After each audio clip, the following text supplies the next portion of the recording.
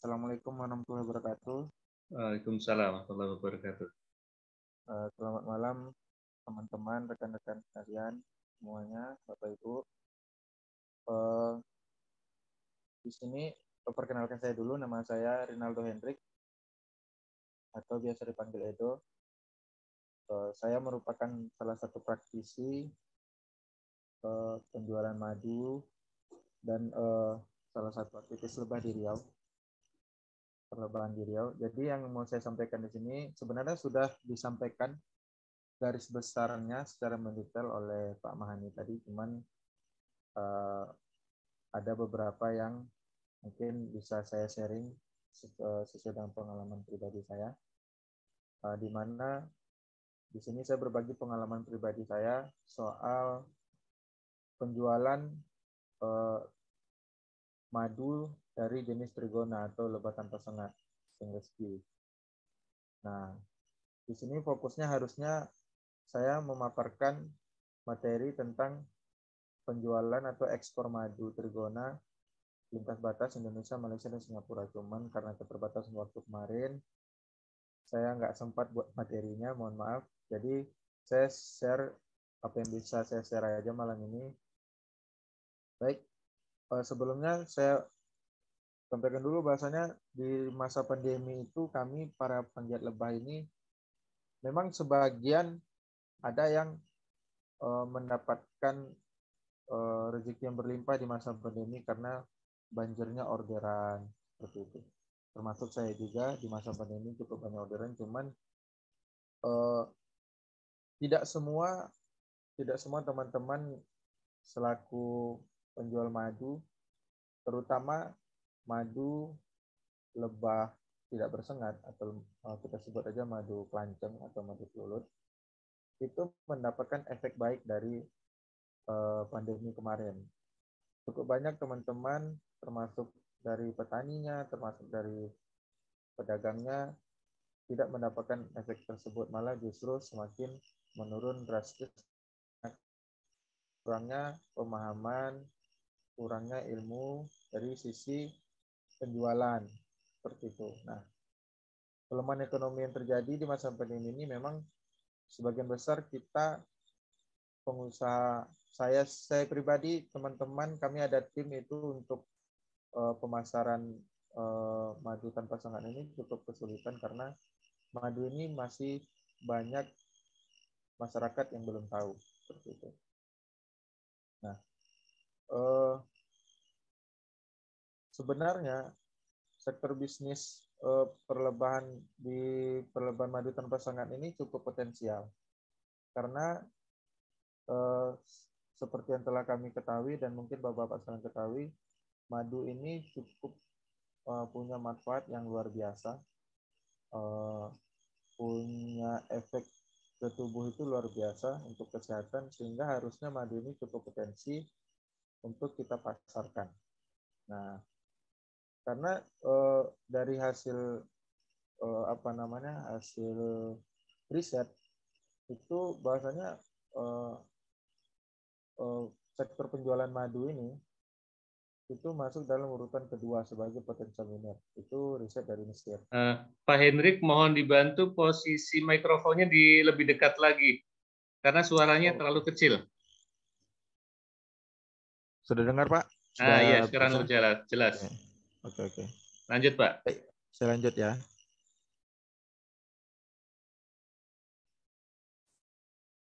Nah, potensi bisnis madu lebah tanpa sengat ini cukup potensial mengingat kandungannya serta khasiatnya ya yang seperti sudah dijabarkan juga oleh Pak Mani tadi, yang sangat bagus bagi kesehatan. Kemudian madu ini punya efek jangka panjang apabila dikonsumsi karena khasiatnya tadi yang di atas rata-rata madu biasa. Kemudian madu kelulut ini atau madu trigona ini mempunyai ragam spesies, juga mempunyai rasa yang cukup beragam, sehingga kita bisa memasarkannya dengan berbagai aspek yang ada. Nah, kemudian juga madu lebah tanpa sengat ini, seperti yang kita ketahui bersama, manfaat madunya itu sangat banyak. Ya kan, seperti contoh, seperti yang pengalaman pribadi saya menjual madu ini, yang radang, tenggorokan dan segala macam itu bisa terobati, kemudian asam lambung dan kemudian demam dan lain-lain sebagainya. Namun di fakta di lapangan bahwasanya kami memang ada hal-hal yang memang harus dibenahi. Mungkin bukan cuma saya pribadi, juga teman-teman pedagang pada umumnya, bukan hanya madu Trigona ini. Ini kita saat ini adalah para penggiat lebah, khususnya lah saya bilang di penggiat lebah tanpa sengat ini, kurangnya pemahaman ilmu terkait pemasaran produk. Nah, ini yang benar membuat PR besar, karena untuk memasarkan madu Trigona ini memang butuh effort yang besar, karena masyarakat belum banyak tahu. Nah, karena masyarakat ini pengetahuannya terhadap madu ini sangat minim, sehingga minat masyarakat untuk membeli produk ini juga kecil gitu. Nah, ini adalah tantangan bersama, bahwasanya madu ini sangat potensi juga menjadi salah satu tolak ukur untuk kedepannya meningkatkan taraf hidup masyarakat. Karena untuk budidayanya juga cukup mudah, gitu. Tidak perlu perawatan yang khusus, tidak perlu obat dan segala macam. Nah, hanya butuh vegetasi yang cukup dan bahkan dia mampu, lebah ini berbaur di tengah-tengah pemukiman masyarakat, cukup bandel. Nah, kemudian juga yang kita ketahui bersama bahwasanya harga madu lebah tanpa sengat ini cukup tinggi, ya, cukup tinggi di kalangan masyarakat Indonesia. Dari hasil survei saya pribadi itu, saya mendapatnya harga madu ini berkisar di angka dimulai dari angka 150.000 sampai sekitar 1.200.000 atau 1.500.000, bahkan ada yang sampai di angka 1.750.000 per liter. Nah, maka dari itu dengan tantangan harga yang cukup tinggi ini, hendaknya para pedagang madu, madu Trigona ini atau madu Pluo atau madu kelanceng ini mampu memiliki ilmu yang baik terkait teknik dan strategi pemasaran madu ini, agar mampu diterima di kalangan masyarakat Indonesia. Karena kalau kita cerita ke negara tetangga itu cukup aktif ya masyarakatnya. Masyarakat juga aktif mengkonsumsi madu, termasuk madu Trigona ini. Karena di Malaysia sendiri atau di Singapura sendiri itu sudah jadi suplemen rutin lah, suplemen harian mengkonsumsi madu ini. Nah, kemudian harapan saya sebelum kita ingin mengekspor madu ini, tentunya karena saya di sini materinya adalah ekspor madu lintas batas. Nah, tapi sebelum itu harusnya masyarakat kita sudah rutin dulu mengkonsumsi madu ini dan dapat merasakan manfaat baiknya.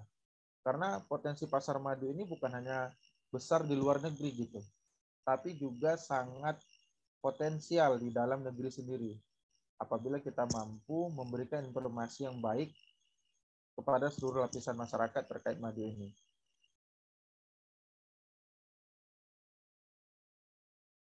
Nah, ini adalah hal-hal yang menurut saya pribadi harus dibenahi dari para pedagang madu, khususnya madu lebah tanpa sengat. Ya, ini kurangnya pemahaman soal lebah itu sendiri, madu itu sendiri, itu penulis produknya. Nah, ini yang menyebabkan susahnya menjual madu tersebut karena kurangnya pemahaman soal barang yang dijual gitu. Nah, kalau misalkan kita menjual suatu produk itu, kita mumpuni menguasai produk itu, tentu akan sangat mudah kita dalam menjualnya. Nah, kemudian yang kedua yaitu riset pasar. Riset pasar yang saya maksud adalah menggali potensi pasar di tengah-tengah masyarakat kita terkait madu ini. Yang seperti kata Pak Mahani sampaikan tadi, kita menciptakan pasar untuk madu ini sendiri gitu. Bagaimana caranya gitu.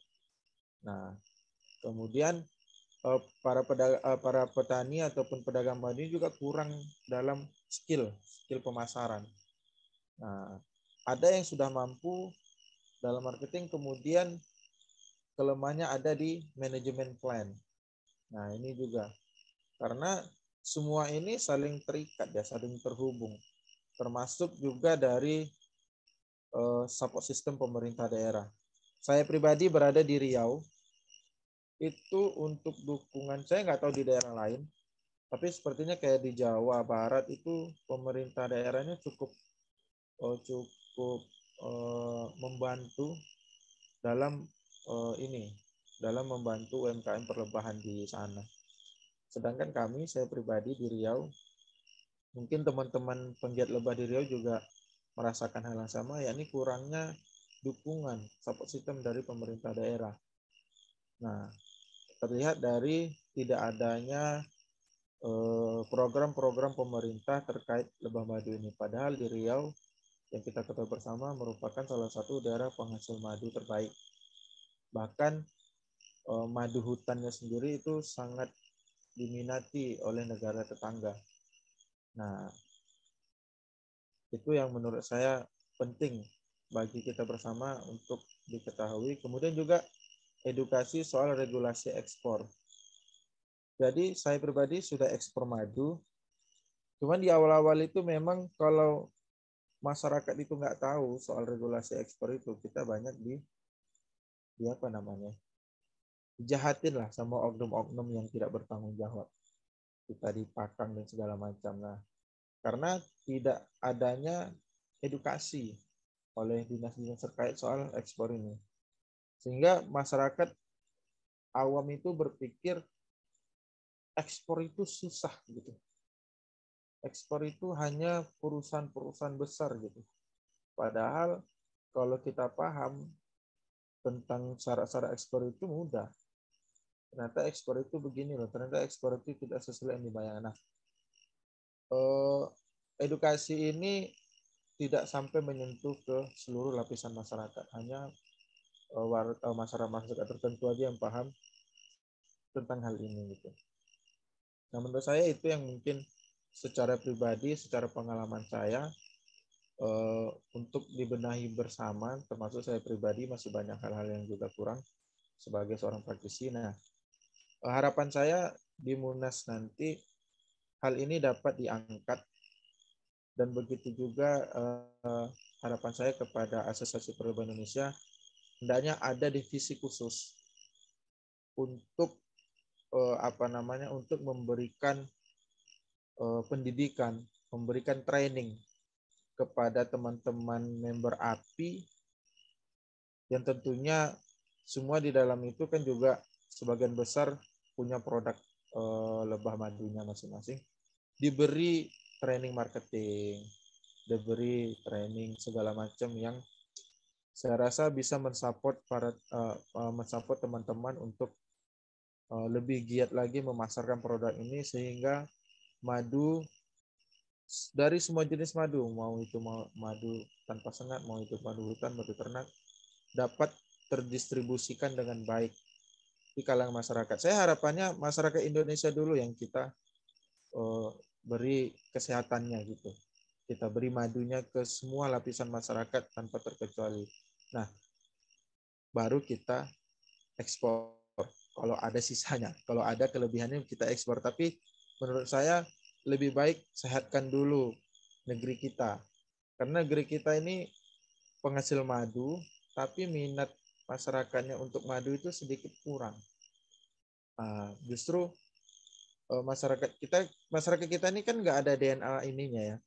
DNA kalau kayak orang-orang di luar negeri itu mereka punya kecenderungan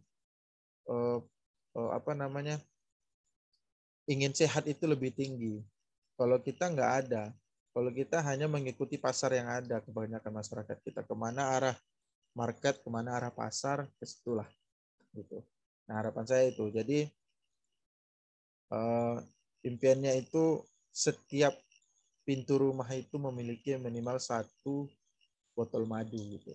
Baik, itu mungkin itu saja yang bisa saya sampaikan. Mungkin tidak terlalu banyak karena semuanya sudah Pak Mahani sampaikan sangat lengkap. Demikian, terima kasih. Assalamualaikum warahmatullahi wabarakatuh. Waalaikumsalam warahmatullahi wabarakatuh. Baik, terima kasih banyak Pak Rinaldo ya. Lebih menekankan akan arti pentingnya pemahaman tentang product knowledge, kemudian pemahaman teknik dan strategi pemasaran, serta informasi ya pengalaman bahwa ekspor itu tidak mesti dilakukan oleh perusahaan besar asal kita tahu regulasinya, tahu celahnya. Dan poin penting dari Pak Rinaldo ini ada usulan yang saya kira sangat penting buat API untuk membentuk divisi training ya. Sebetulnya sudah ada, paling memang untuk mengaktifkan ya, mengoptimalkan perannya barangkali ini. Baik, terima kasih banyak Pak Rinaldo.